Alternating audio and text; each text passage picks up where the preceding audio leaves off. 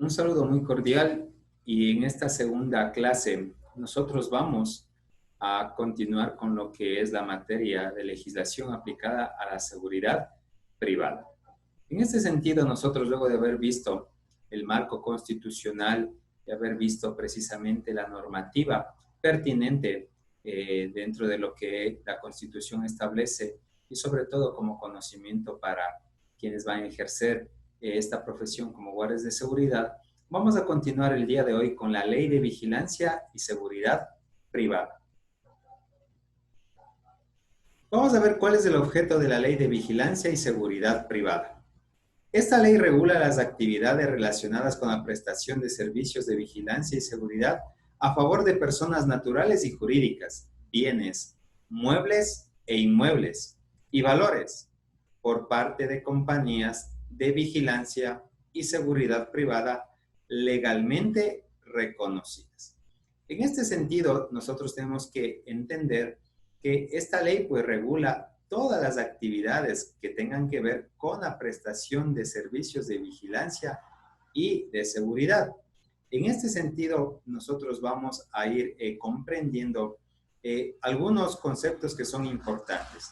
Y nosotros vamos a ver lo que son las personas naturales. Las personas naturales es el ciudadano común, que a partir de los 18 años pues ya está en facultad y tiene la capacidad de comprometerse legalmente.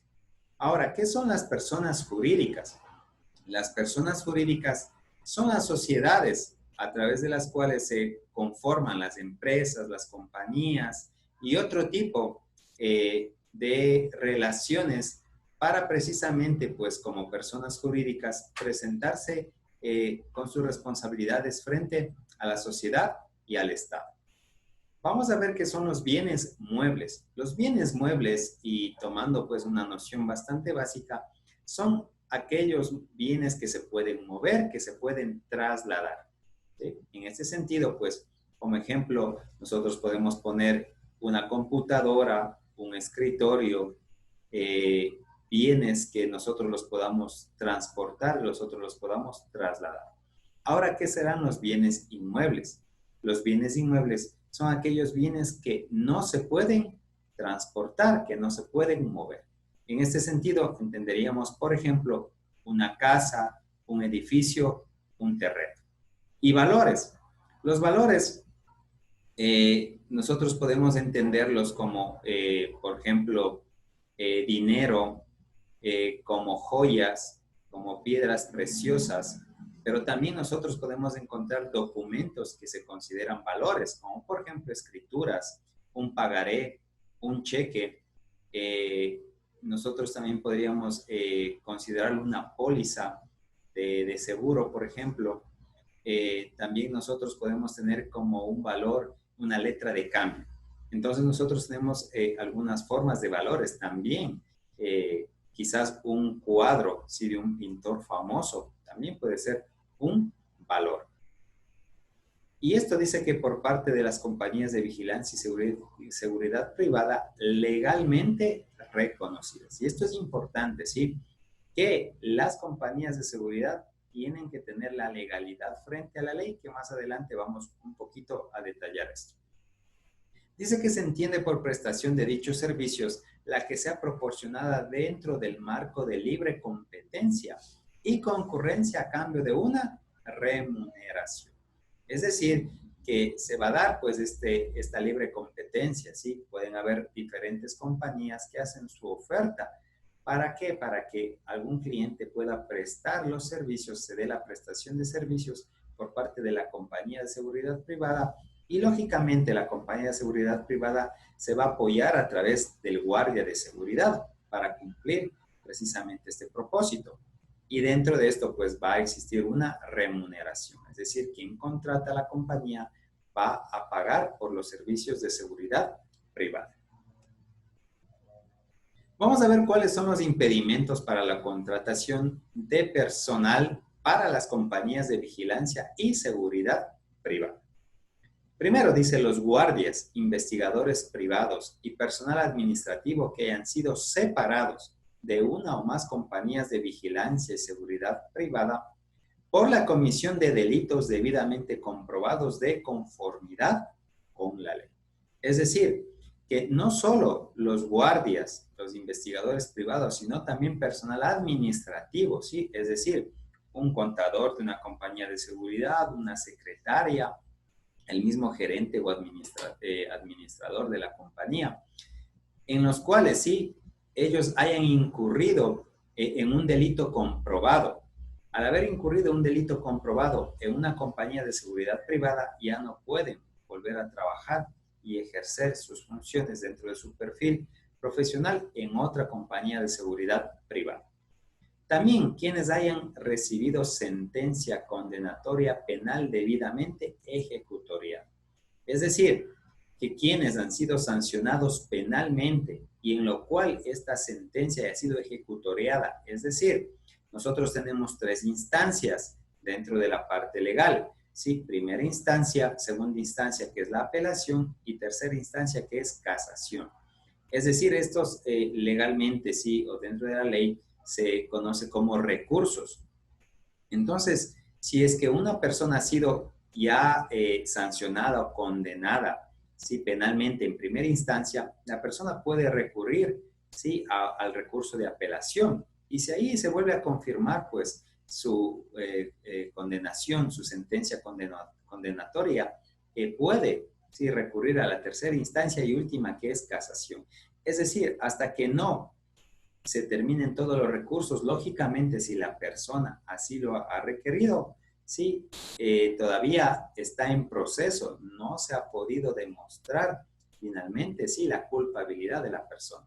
Pero si la persona o no impulsó los recursos de segunda y de tercera instancia, o finalmente llegó hasta el último recurso y en este sentido, pues las autoridades competentes han declarado la culpabilidad, entonces se va a ejecutoriar esa sentencia. En esos casos donde ya no haya más recursos y ya se haya determinado la culpabilidad de una persona, esa persona que penalmente ha sido sancionada no puede tampoco ser parte de una compañía de seguridad privada. Dicen los miembros de la Fuerza Pública y de la Comisión de Tránsito de la provincia del Guayas en servicio activo. Lamentablemente, pues, la ley de vigilancia y seguridad privada que estamos tratando en este momento se encuentra desactualizada. Esta ley fue creada con la Constitución de 1998, es decir, que no está acorde a la nueva Constitución del año 2008. En este sentido, por eso que es que nosotros encontramos, sí, que la comisión, los miembros de la Comisión de Tránsito de la provincia del Guayas, ¿por qué? Porque en la provincia del Guayas es donde se había empezado precisamente con esta realidad de que el tránsito se lo dirija a través de una comisión para que la policía, que era la encargada también del tránsito, se dedicara a lo que es el tema de la seguridad ciudadana, ¿sí? Es decir, el control de la delincuencia. Hoy nosotros vemos, pues en la actualidad, que esta realidad ya no solo tiene que ver con la provincia del Guayas, prácticamente los agentes civiles de tránsito, pues están en todo el país. Entonces, en ese sentido, pues el texto debería ser los miembros de la fuerza pública, es decir, Policía Nacional y Fuerzas Armadas, y de los agentes civiles de tránsito que estén en servicio activo, no pueden tampoco ser parte de una compañía de seguridad privada. Dicen los funcionarios empleados y trabajadores civiles al servicio del Ministerio de la Defensa Nacional, del Ministerio de Gobierno, de la Policía Nacional, de las Fuerzas Armadas y de la Superintendencia de Compañías. Tampoco funcionarios, y aún así tengan la calidad de trabajadores civiles de los ministerios que se han mencionado y de las Fuerzas Armadas o Policía Nacional, pueden ser parte de una compañía de seguridad privada. Y esto tiene un sentido bastante lógico y vamos a poner un ejemplo. Si nosotros vemos que una persona que trabaja en la superintendencia de compañías, que es la entidad encargada de regular precisamente el funcionamiento de las compañías, se crea una compañía de seguridad privada. En este caso sería juez y parte, pues. ¿Sí? Si él es la persona que trabaja y regula las compañías, ¿quién le va a regular si él mismo es el que se regula? Por otra parte, pues también al ser funcionarios públicos, lógicamente, pues no podrían, es más, el tiempo mismo no les permitiría, sí, quizás para cumplir, pues, una función dentro de una compañía de seguridad privada. En este sentido, pues es para tratar de darle un equilibrio y lógicamente, pues no permitir que alguien se pueda aprovechar de su cargo, su función pública en beneficio propio a través, pues, de una compañía de seguridad privada. Y finalmente dice los exmiembros de la fuerza pública que hayan sido dados de baja por la comisión de infracciones debidamente comprobadas por los órganos competentes. Es decir, que miembros que hayan sido de la Policía Nacional o Fuerzas Armadas que hayan sido dados de baja, ¿sí? En este caso quiere decir que cometieron una infracción que fue debidamente comprobada y le separaron de las instituciones respectivas de la fuerza pública, esto es Policía Nacional, Fuerzas Armadas. Y en ese sentido, pues dejan de permanecer, pero ¿por qué? Porque han sido despedidos, si vale el término, de estas, sea de la Policía Nacional o de las Fuerzas Armadas. Hay que entender que no es lo mismo haber sido dado de baja, sí, que haber pedido la baja, o si uno de estos miembros, pues, ya se jubila, también, pues, tiene la baja. Es solo en los casos en los cuales hayan cometido infracciones y se les haya dado la baja por el cometimiento de infracciones. Vamos a ver bajo qué disposición legal están sujetas el personal de las compañías de vigilancia y seguridad privada. Dice, el personal de las compañías de vigilancia y seguridad privada en sus relaciones laborales estará sujeto a la disposición del Código de Trabajo. Es decir, ¿quién les cobija legalmente a los guardias de seguridad en cuanto a las relaciones laborales, en cuanto al tema de contratación laboral? Es el Código de Trabajo. Entonces, es el Código de Trabajo, pues, el que determina y el que regula precisamente, pues, todo lo que son las relaciones de tipo laboral para los guardias de seguridad. ¿Cuál es el proceso para la autorización y el registro para tener y portar armas?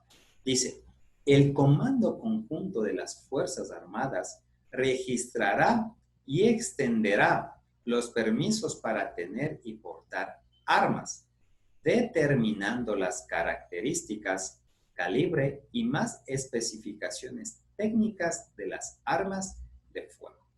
En este sentido, pues, en nuestra nación, en nuestro país, es el Comando Conjunto de las Fuerzas Armadas.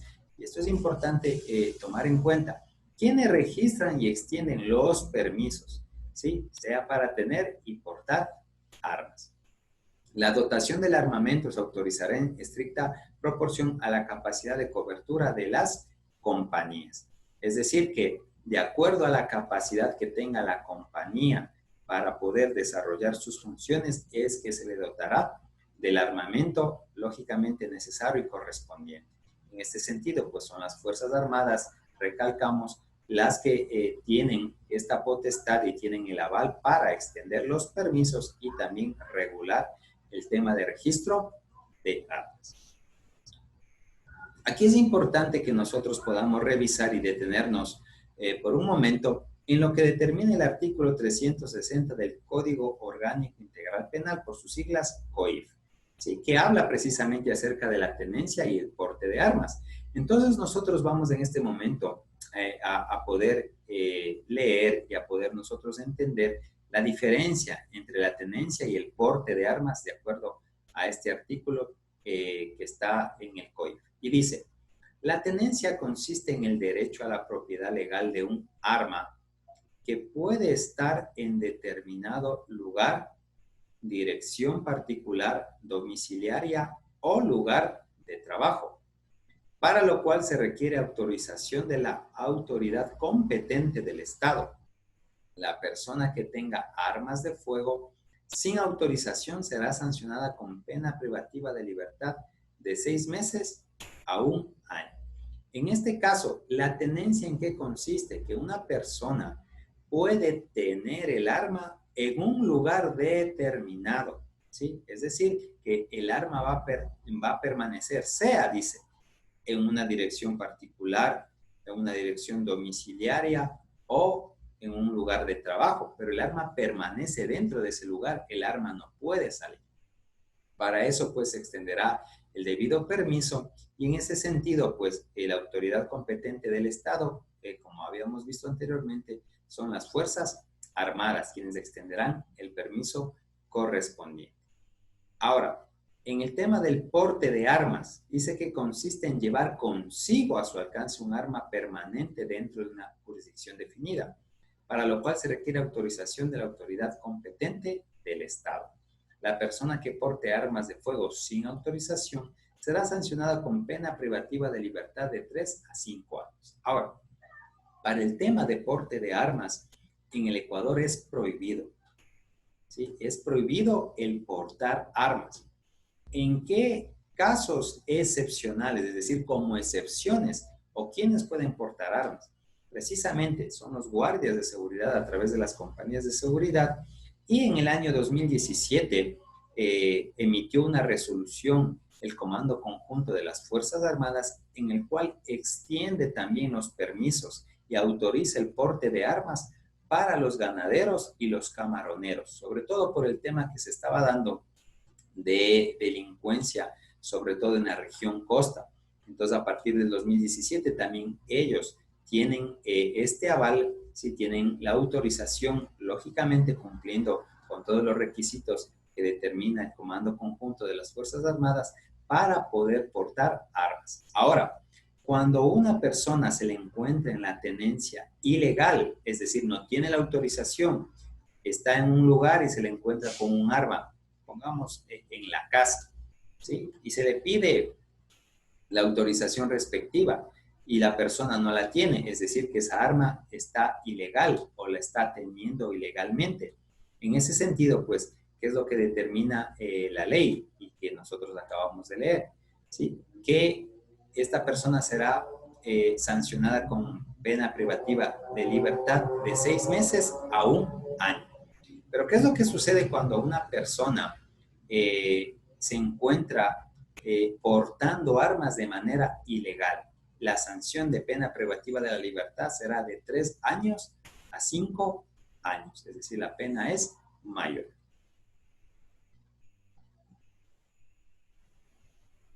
Esto en cuanto a la Ley de Vigilancia y Seguridad Privada. Vamos a ver ahora el reglamento de la Ley de Vigilancia y Seguridad Privada, ¿sí? Aquí es importante una acotación, ¿sí? La ley manda, prohíbe o permite. El reglamento, en cambio, determina el procedimiento que se va a dar a la ley. Incluso, pues, también el reglamento nos permite ciertas conceptualizaciones, ¿sí? O también, pues, nos explica el tema de sanciones al no cumplir la ley.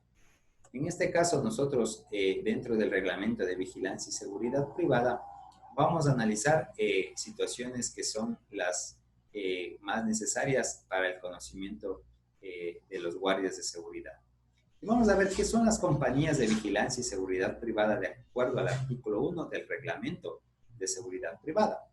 Dice, son aquellas sociedades que tengan como objeto social proporcionar servicios de seguridad y vigilancia en las modalidades de vigilancia fija, móvil e investigación privada y que estén legalmente constituidas y reconocidas de conformidad con lo dispuesto en la Ley de Vigilancia y Seguridad Privada. Como habíamos visto hace un momento, pues precisamente aquí habla que son sociedades, es decir, que se constituirían en personas jurídicas las compañías de vigilancia y seguridad privada. En este sentido, es importante, sí, que estas compañías estén legalmente constituidas. Ahora, aquí hay que tener mucha precaución, sobre todo, pues, a quienes van a cumplir la función como guardias de seguridad. Sobre todo en la región costa, pues, se ha visto esto con más frecuencia, que hay compañías que sin estar legalmente constituidas ya están brindando los servicios. Es decir, ya están ofertando servicios y es más, han captado clientes. Pero por otro lado también han contratado guardias de seguridad para poder cumplir con los compromisos que han adquirido con los clientes para la prestación de los servicios como seguridad privada. Entonces, en este sentido, estas compañías, pues al no estar legalmente constituidas y de hecho ya se ha podido constatar muchos casos Estas compañías muchas veces desaparecen, son lo que se llaman compañías fantasmas y a veces terminan perjudicando al cliente que les contrató y también al guardia de seguridad que fueron en cambio contratados para cumplir con la vigilancia y seguridad privada. Por eso es importante que cuando un guardia de seguridad vaya a ser contratado, pues se percate, hoy es muy fácil, se entra a la página del internet y ahí se puede constatar qué compañías están legalmente constituidas, ¿sí?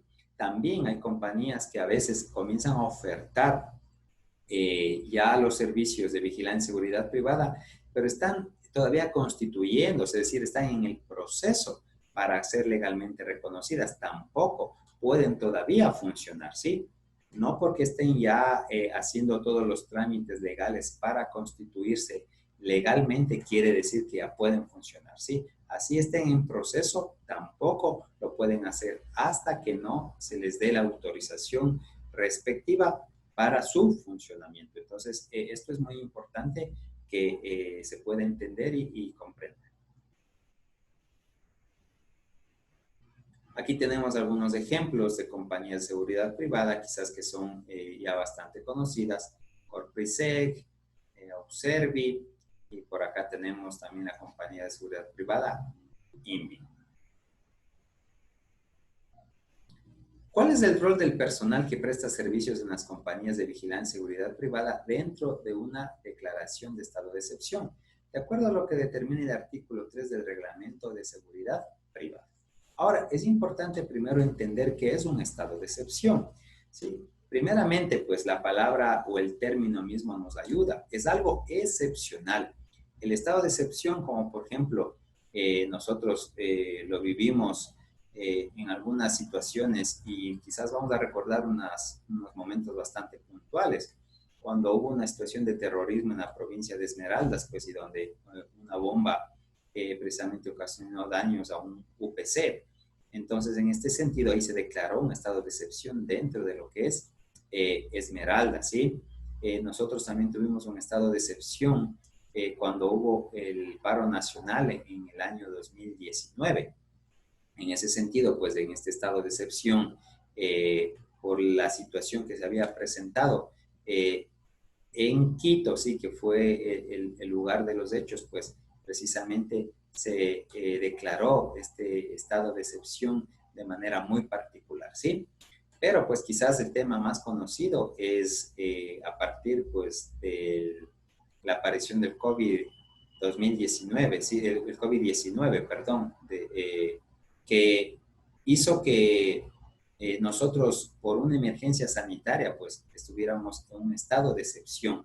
En ese sentido, pues, ¿qué es lo que sucede en un estado de excepción? Se restringen derechos. Como nosotros hemos podido evidenciar, pues dentro de esta emergencia sanitaria, dentro del estado de excepción, estuvimos viviendo, pues se nos restringió, por ejemplo, el derecho de movilidad, el derecho de poder reunirnos y algunos derechos, pues que la Constitución contempla, pero en el estado de excepción se restringe. Puede haber incluso casos donde, si es, por ejemplo, un desastre de gran magnitud o en casos de guerra, se llega inclusive a un estado de excepción donde se restringen todos los derechos. Pero ya son situaciones ya bastante grandes en magnitud o en afectación a la población para que se tomen estas decisiones. Quien tiene la facultad, pues, de determinar el estado de excepción es el presidente de la República. En ese sentido, cuando existe un estado de excepción, dice que el guardia de seguridad se constituye en elemento de apoyo y auxilio a la Policía Nacional, única y exclusivamente en actividades de información para la prevención del delito. Es decir, sí, que el guardia de seguridad simplemente lo que puede hacer es informar, ¿sí?, acerca de situaciones que puedan prevenir posibles delitos a la Policía Nacional para que sean ellos quienes puedan actuar como los encargados, ¿sí?, de la seguridad privada, seguridad ciudadana. Perdón. Ahora vamos a ver cuáles son las modalidades de los servicios de vigilancia y seguridad privada. En los artículos 4, 5 y 6 del Reglamento de Seguridad y Vigilancia privada, nosotros podemos distinguir unas tres modalidades. La primera, la vigilancia fija. que es un puesto de seguridad fijo con el objeto de brindar protección permanente a las personas naturales y jurídicas, bienes muebles e inmuebles y valores en un lugar o área determinados. Es decir, la vigilancia fija, y es precisamente para lo que es la preparación dentro de nuestro centro de formación en esta primera instancia, pues es a través de un punto fijo, ¿sí? Es un puesto de seguridad fijo. Eso es lo que se considera la vigilancia fija, ¿sí? Es decir, es un lugar o área determinado. Ahora, la vigilancia móvil. Dice, se presta a través de puestos de seguridad móviles o guardias con el objeto de brindar protección a personas, bienes y valores en sus desplazamientos. Aquí, ¿cuál es la diferencia? Que aquí hay desplazamientos para el tema de seguridad y vigilancia privada. Nosotros quizás el ejemplo más común que podemos encontrar es el tema de los blindados, ¿sí? Ellos precisamente pues transportan los valores de los bancos, ¿sí? Son los que están cumpliendo estas funciones como vigilancia móvil. Y tercero, tenemos de investigación privada. Dice que se podrán realizar investigaciones sobre el estado y situación de personas naturales o jurídicas y o sus bienes que no revistan carácter penal y de seguridad nacional. Ahora, ¿por qué no se puede hacer investigación privada en situaciones que revistan carácter penal? Porque los encargados de esta investigación es la Fiscalía y lógicamente pues se apoyan en la Policía Nacional para hacer estas investigaciones. Entonces, en este caso, pues un investigador privado no puede actuar, ¿sí? No puede realizar una investigación privada. ¿Por qué? Primeramente, pues porque ya está la Fiscalía como una entidad del Estado realizando lo que es esta investigación, pues, y es más, una investigación privada, antes de ayudar, quizás podría es entorpecer las investigaciones. También, pues, por otro lado, es importante saber que sobre todo en la primera instancia de lo que es una ya en el tema legal de carácter penal, pues la primera instancia, que es la indagación previa dentro de la investigación, es totalmente reservada, ¿sí? Incluso la información, ¿sí? Que se está investigando en esta primera instancia, que es la indagación previa o investigación previa que se conoce, pues ni siquiera el abogado que esté defendiendo o que esté patrocinando a quien haya sido la víctima o el afectado, que puede ni sacar copias ni tampoco fotografías de los documentos, ¿sí? Hay que acercarse pues y hacerlo de manera personal en la fiscalía, y si uno necesita alguna información, pues uno tiene que llevar la agendita y uno sacar la información que se requiere. ¿Por qué? Porque toda esta etapa es totalmente restringida en cuanto a que los documentos pues se puedan o fotocopiar o, como les decía, sacar fotografías, ¿sí? Entonces, en este sentido también hay que entender que tiene una lógica, ¿sí? Y también dice que los casos de seguridad nacional, ¿sí? No se puede realizar una investigación privada si reviste carácter de seguridad nacional, que en este caso la seguridad nacional está a cargo de las Fuerzas Armadas. La seguridad ciudadana está a cargo de la Policía Nacional, en el cual el guardia de seguridad es de apoyo precisamente a la Policía Nacional. ¿Por qué? Porque cumple también labor en el sentido de seguridad ciudadana, el guardia de seguridad. Y la seguridad nacional está a cargo de las Fuerzas Armadas. En cambio, cuando ya reviste un caso, ¿sí? De carácter de seguridad nacional, quien hace las investigaciones pues es la unidad de inteligencia de las Fuerzas Armadas. Entonces, básicamente en el Ecuador, ¿para qué se utiliza la seguridad privada? La seguridad privada de manera pues bastante puntual, quizás lo que más ha caracterizado el tema de investigaciones privadas son para el caso de infidelidades, ¿sí?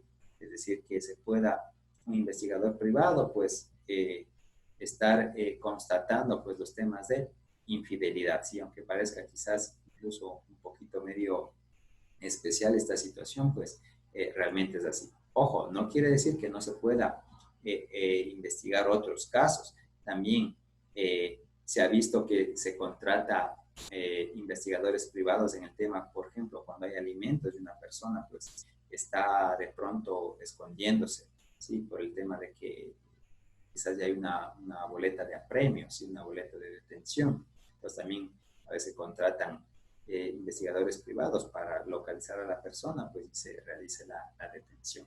Entonces, básicamente es eso para lo que se utiliza en nuestra nación, el tema de la investigación privada.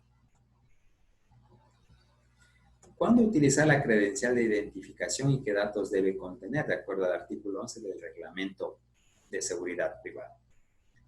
Dice, el personal de las compañías de vigilancia y seguridad privada tendrá la obligación de portar su credencial de identificación personal otorgada por la respectiva compañía durante su jornada de trabajo, la misma que será intransferible.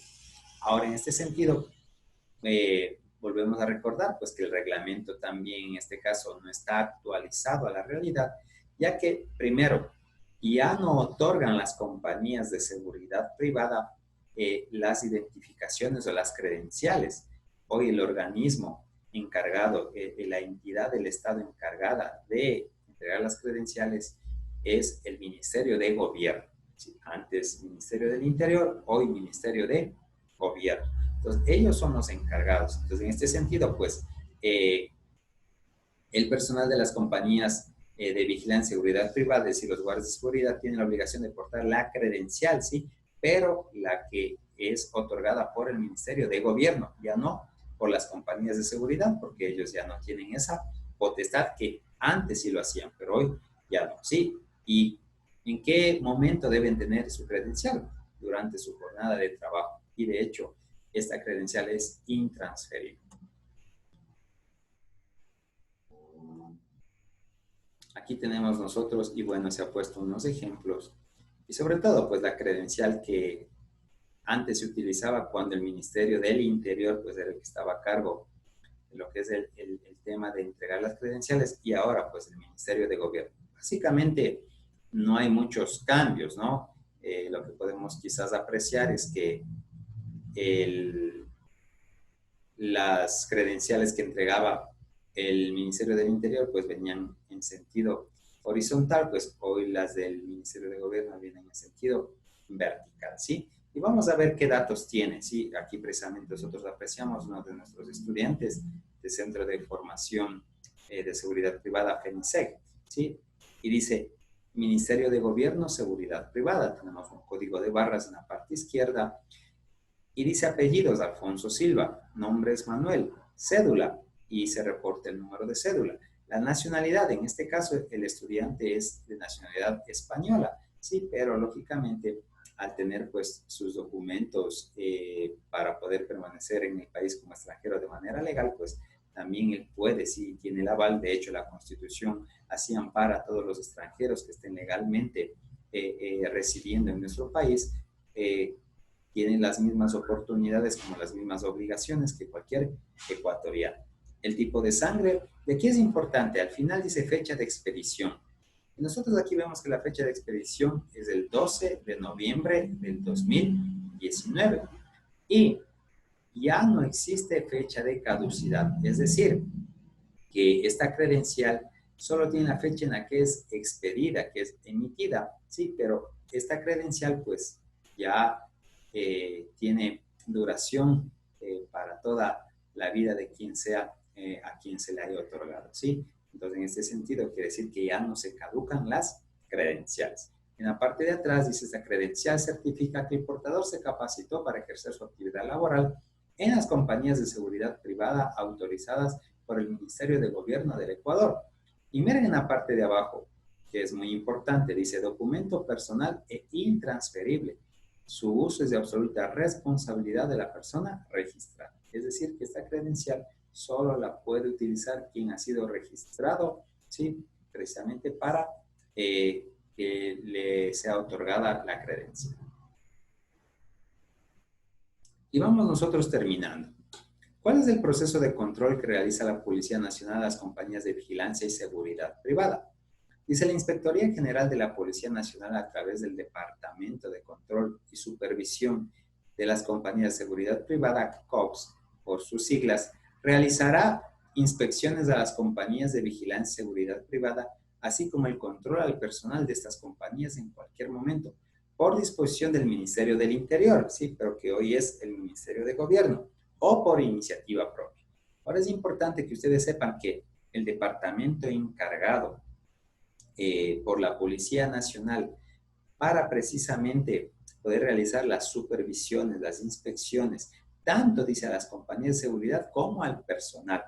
Ahora hablando puntualmente del guardia de seguridad, básicamente, ¿qué es lo que le van a inspeccionar? ¿Sí? Si de pronto usted está en su punto de trabajo y llegan miembros precisamente del COPS, ¿sí? Lo que le van a inspeccionar es su credencial, su chaleco antibalas y su uniforme, ¿sí? Básicamente es eso. Lógicamente, si ellos hacen inspección a la compañía de seguridad privada, pues ya será en otra perspectiva esta inspección. En ese sentido, pues es esto lo que hemos podido compartir dentro de la segunda clase y que tiene que ver con la Ley de Vigilancia y Seguridad Privada y su respectivo reglamento. En ese sentido, pues agradecer el espacio y la atención y también pues para la próxima clase nosotros estaremos también compartiendo lo que es la materia de legislación aplicada a la seguridad privada, pues tiene 3 clases. Esta es la segunda, pues ya nos estaremos mirando en la próxima y última clase. Muchas gracias.